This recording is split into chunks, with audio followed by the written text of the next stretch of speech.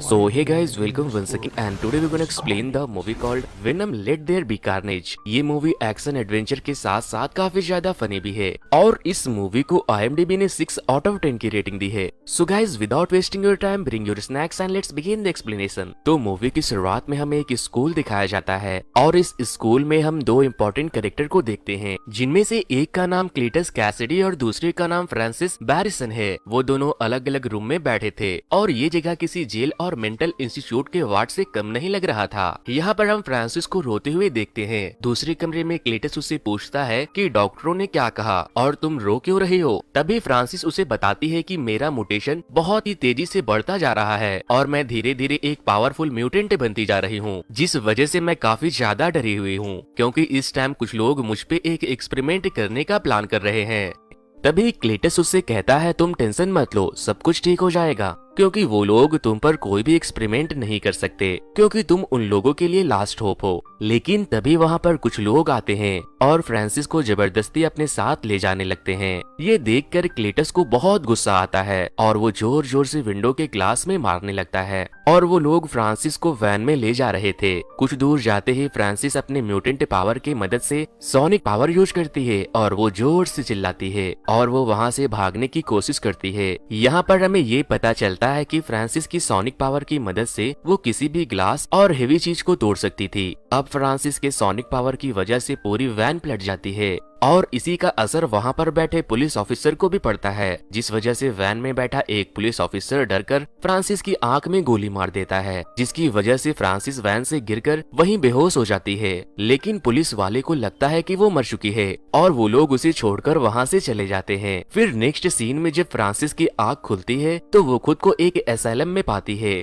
जो कि heavy glasses और स्टील की बनी थी। यहाँ पर हम एक डॉक्टर को देखते हैं जिसका नाम मिस चीन है, जो कि फ्रांसिस के ऊपर अलग अलग किस्म के एक्सपेरिमेंट कर रही थी। तभी हम देखते हैं कि एक वार्ड बॉय वहाँ आता है और फ्रांसिस को एक न्यूज़पेपर देता है और उस न्यूज़पेपर पर ये खबर छपी थी कि क्लीटस को मौत की सजा दे देनी चाहिए। एक्चुअली क्लीटस एक सीरियल किलर था, लेकिन कोई भी सॉलिड एविडेंस नहीं होने की वजह से उसकी मौत की सजा पोस्टपोन कर दी गई थी और वो डॉक्टर फ्रांसिस से कहती है क्लीटस जैसे लोगों को मौत की सजा हो जानी चाहिए। ये सुनकर फ्रांसिस पेपर को फेंक कर सो जाती है। नेक्स्ट सीन में हम एक पुलिस ऑफिसर को देखते हैं जो कि एक ईडी नाम के आदमी से बात कर रहा था। ईडी बोलता है मुझे क्लीटस से कोई लेना देना नहीं है, जिस पर वो पुलिस ऑफिसर ईडी से कहता है वो तो सिर्फ तुमसे ही बात करना चाहता है। और फिर ईडी बोलता है कि आखिर मुझ में ऐसा क्या खास है जो वो सिर्फ मुझसे ही बात करना चाहता है। पुलिस ऑफिसर बोलते हैं जरूर मर्डर से रिलेटेड कुछ बातें होंगी जो वो तुम्हें बताना चाहता है, जाओ उससे बात करो और जो भी बात हो मुझे आकर जरूर बताना। ये बोलकर पुलिस ऑफिसर वहाँ से जाने लगता है। तभी ईडी के अंदर से वेनम बाहर आता है और पुलिस ऑफिसर को खाने की कोशिश करता है, लेकिन ईडी वेनम को समझा बुझाकर कंट्रोल कर लेता है, जिसके बाद वेनम उसका मजाक उड़ाता है। तो ईडी वेनम से कहता है तुम्हें मेरी रिस्पेक्ट करनी चाहिए क्योंकि मैं तुम्हारा होस्ट हूँ। इसके बाद हमें जेल का सीन दिखाया जाता है जहाँ क्लीटस से मिलने ईडी आता है और ईडी क्लीटस से पूछता है। तब क्लीटस ईडी से कहता है कि तुम्हें मेरे फैंस के लिए एक न्यूज को प्रिंट करनी होगी, इसके बदले मैं तुम्हें एक्सक्लूसिव इंटरव्यू दूंगा और इस इंटरव्यू में मैं तुम्हें अपनी सारी सीक्रेट बता दूंगा कि आखिर मैंने जितने भी मर्डर किए हैं उनके पीछे क्या राज है और उन सभी की डेड बॉडी कहाँ है। ईडी क्लीटस से पूछता है कि आखिर इस काम के लिए तुमने मुझे ही क्यों सिलेक्ट किया, इस न्यूज को प्रिंट करने के लिए और भी लोग हैं, जिस पर क्लीटस कहता है आई लाइक यू ईडी और क्लीटस ईडी को वही न्यूज प्रिंट करने को कहता है जो कुछ दिन पहले फ्रांसिस ने पहले न्यूज़पेपर में पढ़ी थी। जब ईडी ये सुनकर जाने लगता है तभी क्लीटस उसे रोक लेता है और उसका ध्यान दीवार पर बने एक पेंटिंग पर पड़ती है जिसे क्लीटस ने बनाया था। ये पेंटिंग देखकर वेनम को समझ में आ जाता है। फिर ईडी जैसे ही जेल से बाहर आता है पुलिस ऑफिसर उससे पूछते हैं कि आखिर क्लीटस ने तुम्हें क्या बताया। ईडी उससे सारी बातें छुपाने लगता है और कहता है कि उसने मुझे अभी तक कुछ नहीं बताया और उसने मुझे एक जोक भी सुनाया, लेकिन मेरी इंक्वायरी उसी पर जारी है। ये बोलकर ईडी अपने बैग पर बैठकर वहाँ से निकल जाता है। नेक्स्ट सीन में हमें दिखाया जाता है कि वेनम ईडी की हेल्प करता है उस दीवार पर बने पेंटिंग को समझने के लिए। फिर वेनम एक बीच का पेंटिंग बनाकर ईडी को बताता है कि हो सकता है डेड बॉडी यहीं पर हो। फिर नेक्स्ट डे बहुत सारे पुलिस ऑफिसर उसी बीच पर पहुंचते हैं जिसे वेनम ने ईडी को पेंटिंग के हेल्प से समझाने की कोशिश की थी। और तभी वेनम की बात सच हो जाती है। पुलिस वालों को वहाँ बहुत सी डेड बॉडी मिलती है जिनका क्लेटस ने मर्डर किया था। इसके बाद बहुत सारे रिपोर्टर्स ईडी के पास आकर उसे पूछते हैं कि क्या तुम्हारी क्लेटस से दोस्ती हो गई है, जो क्लेटस ने अपने सारे सीक्रेट्स तुम्हें बता दिए, क्योंकि अभी तक सिर्फ तुम ही एक ऐसे हो जो उसे अकेले में मिले हो और तुम्हारे मिलने के बाद ये इन्फॉर्मेशन हमें मिल पाई है। दूसरी तरफ ये दिखाया जाता है कि इतने सारे एविडेंस मिलने के बाद क्लीटस को सजाए मौत सुना दी जाती है। अब ये न्यूज हर जगह वायरल हो चुकी थी। फ्रांसिस को भी ये बात पता चल जाता है और ये न्यूज सुनकर फ्रांसिस बहुत गुस्सा होती है और दूसरी तरफ क्लीटस को ये लगता है कि ईडी ने उसे धोखा दिया है। क्लीटस इन सभी चीजों के लिए ईडी को ब्लेम करने लगता है क्योंकि ईडी इस न्यूज की वजह से फेमस हो गया था। अगले सीन में हमें एक शॉप को दिखाया जाता है जहां एक शॉपकीपर ईडी को कहता है कि वेनम की चॉकलेट्स खत्म हो चुकी है, जिस पर वेनम ईडी से कहता है बोलो तो तुम्हारा ही सर चबा जाऊं, लेकिन ईडी वहां से निकलकर चिकन सूप पर आ जाता है और वेनम को बोलता है जल्दी से चिकन उठाओ और यहाँ से निकलो। तभी ईडी और वेनम वहाँ से जा ही रहे थे कि वो लोग रास्ते में एक चोर को देखते हैं जो कि एक लेडीज को परेशान कर रहा था। वो कमीना उससे पैसे छीनकर भागने की कोशिश करता है, लेकिन तभी वेनम उसे पकड़ लेता है और उसे उल्टा करके खाने की कोशिश करता है, जिसके बाद ईडी उसे कहता है कि अगर तुमने ऐसा किया तो हम लोग बहुत बुरे फंस सकते हैं। ईडी वेनम को ऐसा करने से रोकने के लिए बहुत रिक्वेस्ट करता है। वेनम उसको छोड़ देता है और दोनों आगे बढ़ते जाते हैं। नेक्स्ट मॉर्निंग ईडी के पास क्लीटस का लेटर आता है जिसमें ये लिखा था कि ईडी मुझे तुम्हारी वजह से मौत की सजा मिली है, और इसमें वो अपने बुरे कामों को भी लिखता है कि कैसे मैंने अपने ग्रैंड माँ को खत्म किया और अपने मॉम को बाथटब में डुबाकर मार डाला। इसका मतलब ये था कि क्लीटस ने अपने फैमिली तक को नहीं बख्शा था। क्लीटस ने ये भी लिखा था कि इन सब के बाद मेरे फादर ने मुझे एक ऑर्फेन में भेज दिया था, वहाँ के बच्चे मुझे पीटा करते थे। फिर मैं फ्रांसिस से मिला जिसके पास सोनिक पावर थी और हम दोनों ही एक दूसरे से प्यार करने लगे। इसीलिए ईडी मैं तुमसे आखिरी बार मिलना चाहता हूँ। ईडी उसे मिलने के लिए एग्री हो जाता है। अगली सुबह ईडी क्लीटस से मिलने जाता है। क्लीटस ईडी को बताता है कि मैं हमेशा एक परिवार चाहता था, जिस पर ईडी कहता है ये तो होना ही था अपने मॉम और दादी को खत्म करने के बाद, लेकिन वो अपने मौत का जिम्मेदार ईडी को बता रहा था और वो ईडी को गुस्सा दिलाने की कोशिश कर रहा था, जो कि क्लीटस की चाल थी। ईडी को गुस्सा दिलाते दिलाते वेनम को गुस्सा आ जाता है और वो ईडी के पेट से अपना हाथ निकालकर उसे मारने लगता है। तभी क्लीटस ईडी के हाथ पर बैट करता है। फिर वहाँ एक गार्ड आता है और उन दोनों को अलग करता है। फिर ईडी वहाँ से जाने लगता है। तभी क्लीटस ईडी से कहता है मैंने औरों का भी खून टेस्ट किया था, लेकिन तुम्हारा खून अलग है। जब क्लीटस ने ईडी को बैट किया था तो उसकी सिम्बायोटिस का थोड़ा सा पार्ट उसके खून में मिलकर क्लीटस के अंदर चला गया था। नेक्स्ट सीन में हमें दिखाया जाता है कि ईडी अपने घर पहुंच चुका था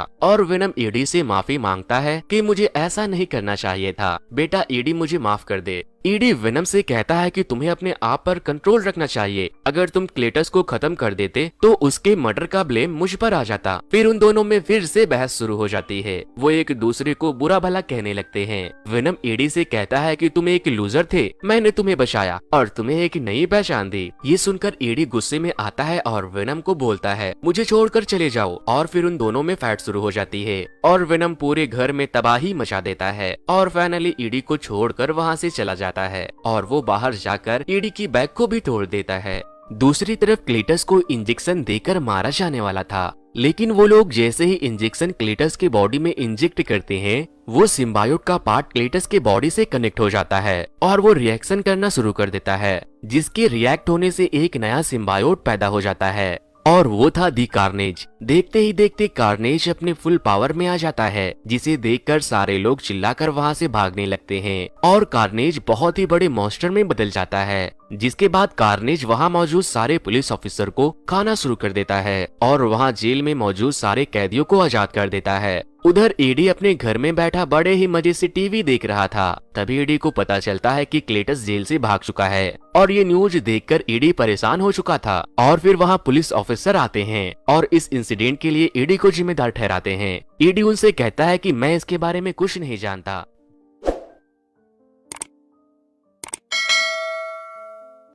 दूसरी तरफ हम वेनम को देखते हैं जो एक एक करके बॉडी चेंज कर रहा था, क्योंकि उसे अपने हिसाब से परफेक्ट बॉडी नहीं मिल पा रही थी। फिर लास्ट में वो एक लड़की के बॉडी में इंटर करके एक हेलोइन पार्टी में चला जाता है, जहाँ सभी लोग समझ रहे थे कि विनम एक कॉस्ट्यूम पहने हुए है और वो काफी स्मार्ट लग रहा था। सभी लोग विनम की तारीफ करने लगते हैं और उसके साथ सेल्फी लेने लगते हैं, जिस पर विनम खुद को रेस 3 का सलमान खान समझ रहा था। इसके बाद हम क्लीटस को एक रेड कलर के कार में जाते हुए देखते हैं। अब कार्नेज क्लीटस से बात करता है जिस तरह से ईडी विनम से बात किया करता था। कार्नेज क्लीटस से कहता है अब दुनिया में सिर्फ एक ही सिम्बायोट है और वो है विनम। अगर हम दोनों मिलकर विनम को खत्म कर दे तो हम दोनों दुनिया पर राज कर सकते हैं। जिस पर क्लीटस कार्नेज से कहता है सबसे पहले हमें मेरे पार्टनर फ्रांसिस को बचाना होगा क्योंकि मैं उसे बहुत प्यार करता हूँ। इस बात पर कार्नेज एग्री हो जाता है और बोलता है ठीक है। और इधर पार्टी में विनम खूब एंजॉय कर रहा था, लेकिन वो ईडी को काफी मिस कर रहा था। ईडी क्लीटस के स्कूल पहुंचता है जहां पर क्लीटस को पहले दिखाया गया था। वहां पर ईडी को एक दीवार पर CK+FB लिखा हुआ दिखाई देता है,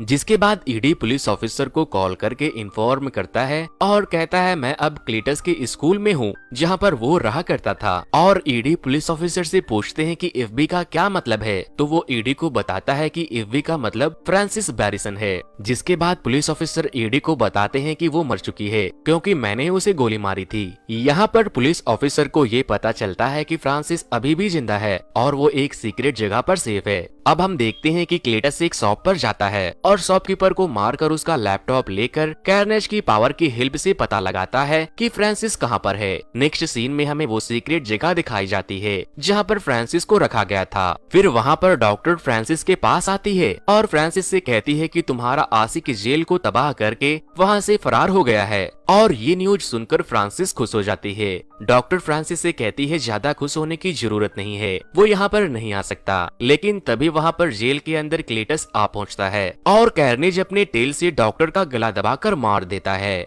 जिसके बाद क्लीटस फ्रांसिस से कहता है कि मेरे नए दोस्त से मिलो और फिर कार्नेज फ्रांसिस को आजाद कर देता है। और फिर फ्रांसिस और क्लीटस एक दूसरे को किस करते हैं और फिर वहाँ मौजूद सारे डॉक्टर और स्टाफ मेंबर को मारकर वहाँ से भाग जाते हैं। वो दोनों वहाँ से अपने फेवरेट रेड कार को लेकर निकलते हैं, लेकिन पुलिस वाले उसका पीछा करने लगते हैं। वैसे दोस्तों, मूवी के क्लाइमेक्स को एक्सप्लेन करने से पहले मैं आप लोगों से एक रिक्वेस्ट करना चाहूंगा। यार, आप लोग मेरे वीडियोस में व्यूज तो मिलियन में दे देते हो, बट चैनल को सब्सक्राइब आप में से बहुत ही कम लोगों ने किया है, जो कि बहुत ही बुरी बात है। यार, आज तो सब्सक्राइब कर ही दो और कोशिश करो कि आज इस वीडियो के थ्रू मुझे 5 के लाइक्स और 100 के सब्सक्राइबर तो मिल ही जाए। तो गाइस, आप अभी इस वीडियो को पॉज करके मेरे चैनल को जरूर से सब्सक्राइब कर लो। अपने पीछे पुलिस को देखकर कार्नेज क्लीटस की हेल्प करता है और वो सारे पुलिस वाले की कार को उठा कर फेंकने लगता है, लेकिन पुलिस वाले हेलीकॉप्टर से भी उनके ऊपर फायर कर देते हैं। ये देखकर फ्रांसिस अपने सोनिक पावर का यूज करके उन्हें वहाँ से भगा देती है और सोनिक पावर की आवाज सुनकर कार्नेज घबरा जाता है और वो क्लीटस के अंदर छिप जाता है और कहता है कि अगर उसने दोबारा चिल्लाया तो मैं उसका सर चबा जाऊंगा।